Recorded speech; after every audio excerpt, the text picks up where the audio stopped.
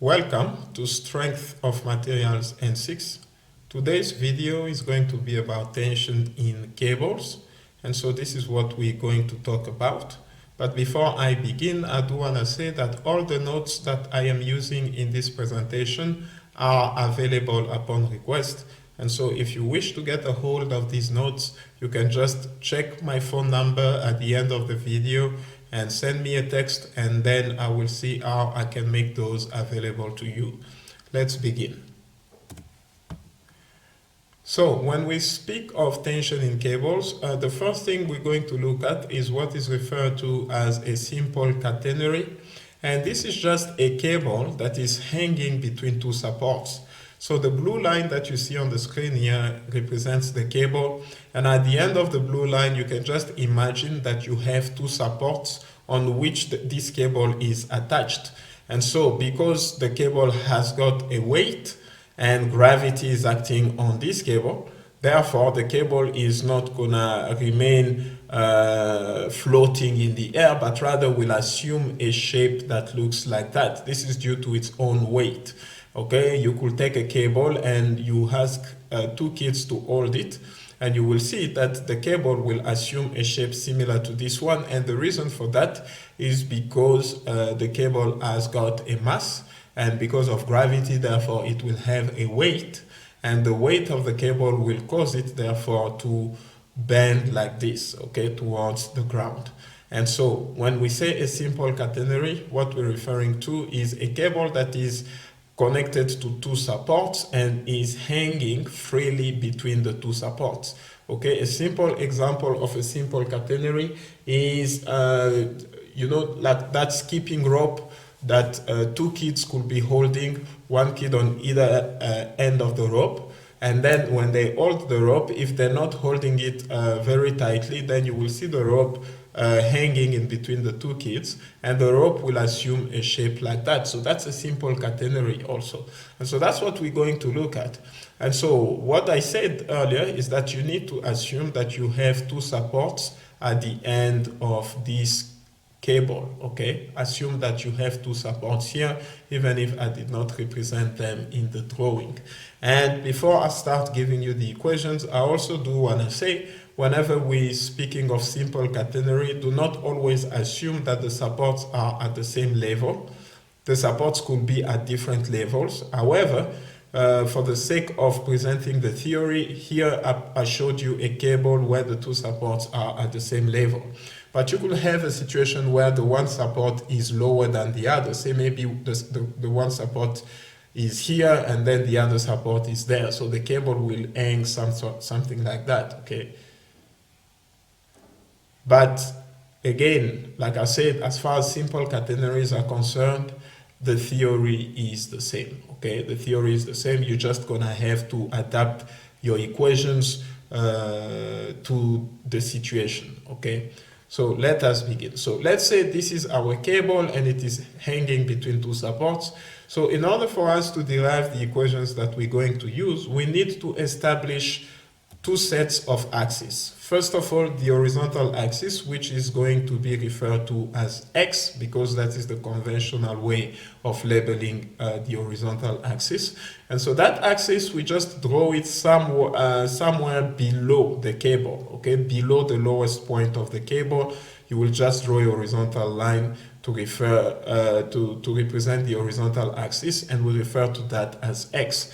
And you will also have a vertical axis, which you will draw in such a way that the line of this vertical axis will pass through the lowest point of the cable. In this case, the lowest point of the cable is also in the middle of the cable, because in this case, the two supports are at the same level.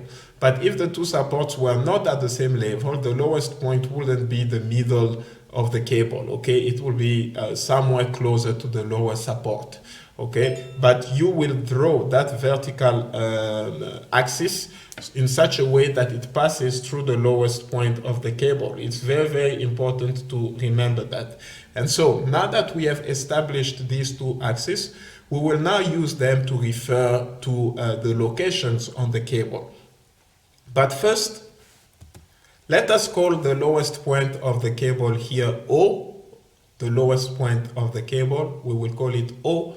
And again, like I said, you could have a situation where the two supports are not at the same level, but even if that's the case, okay, the lowest point, okay, is still O, okay? That's where we derive many of our start calculations from, okay? But the lowest point, we will call it O in this case. The highest point of the cable, we will call it Q, okay? This point here. And for the sake of deriving our equations, we will focus on this right side of the cable, okay? We will focus on this right side of the cable, okay? Because whatever it is that we find on this side will also be equations that could apply to this other side of the cable. So we're studying the right side of the cable, and the equations that we will have, we will also be able to use them for the left side of the cable. And that is regardless of whether the supports are at the same height or at different heights, okay? It will still work. All right, so we have O, the lowest point on the cable, and Q is the highest point on the cable. And so this vertical distance between the horizontal axis and the lowest point on the cable, which is here, okay, that distance here, because it is a vertical distance, we will refer to that as y naught, okay? That vertical distance here, we will refer to that as y naught, okay, because this point is point O or point 0, okay? And so we will refer to that vertical distance as y naught. That point over there is point Q, and so its vertical distance from the horizontal axis, we will refer to that as YQ, okay? Very important. And then the horizontal distance between the two supports, that's what we will call L. Now, I've seen students mistake this for the length of the cable. This capital L is not the length of the cable. The length of the cable is what you will get if you were to measure this blue line. That is what will give you the length of the cable. But in this case, this capital L that you see is not the length of this blue line, but rather the horizontal distance between the two supports, because you have one support here, you have the other support there. So if you measure the horizontal distance between them, that is what we refer to as capital L. Very, very important. That is not the length of the cable, I repeat, but it is the horizontal distance between the two supports. So, the horizontal distance between the lowest point of the cable and the location where you have the highest point of the cable, which we called Q in this case, that distance here is called XQ, okay?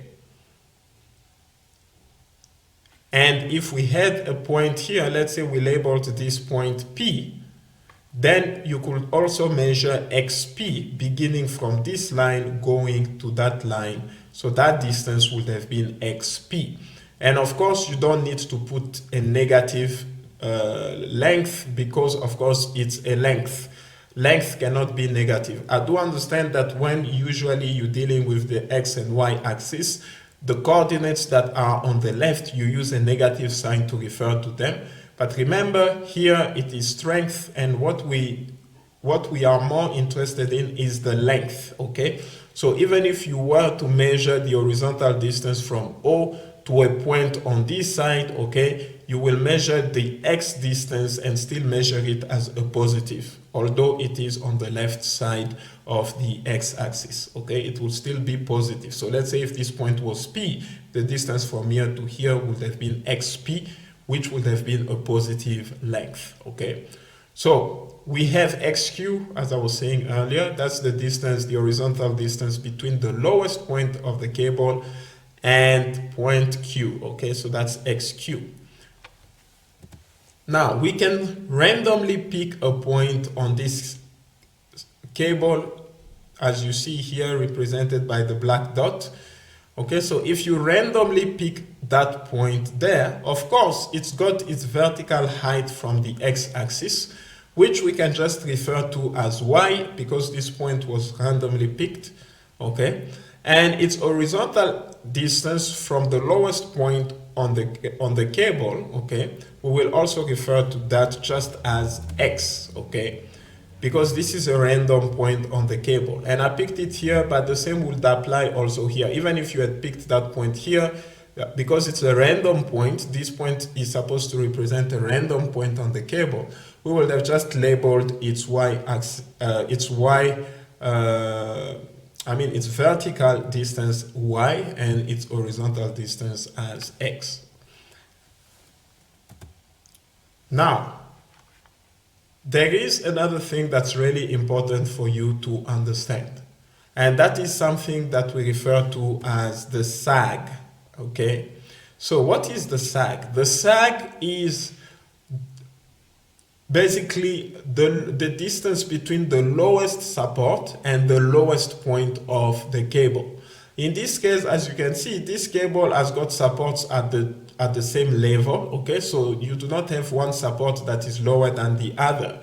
So the sag is therefore just the distance, the vertical distance between the support and the lowest point of the cable, okay?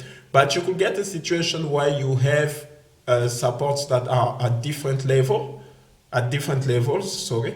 And so if you have supports at different levels, then the sag will be the vertical distance between the lowest support and the lowest point on the cable, okay? So let's say if, let's suppose you had the support here and the other one was there, and then it was going like that, so the sag would have been the distance between the lowest support and the lowest point on the cable. I hope it's making sense. Okay, so that is what we refer to as the sag. I repeat, the distance between the lowest support and the lowest point on the cable, and it's the vertical distance, okay? The vertical distance, very important. Now, we also have L1, okay? This is L1, and L1 is the distance of the cable on this right side of the picture, okay? So if you measure from the lowest point to point Q, so imagine we could cut the cable at O and take that length O to Q, and we could just straighten the cable and measure the length of the cable from O to Q, okay? So if we could do that, the length of that section of the cable, okay, the length of that section of the cable, that is what we refer to as L1. Now, it is also possible to measure the length of any segment of the cable. Let's say we cut the cable at this random point that we have here.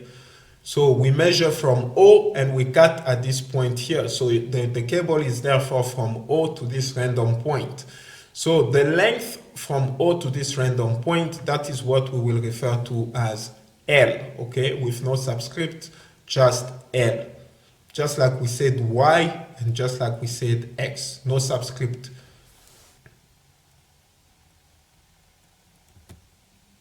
Now, the weight per meter, W, small w, because it's weight per meter, the unit for weight is newtons, the unit for meter is meter. So weight per meter is just Newton per meter, that is the unit. So whenever you're solving a question on simple catenary and you see something that is given to you in newtons per meter, just know that you're dealing with small w, okay? Very important. That is the weight per meter. And then the next thing that you have is the tension at any point, okay? Because this is a cable, and as we know, in cables, you always have tension. That is the force that develops inside of cables. So the tension at any point in the cable is given by this equation.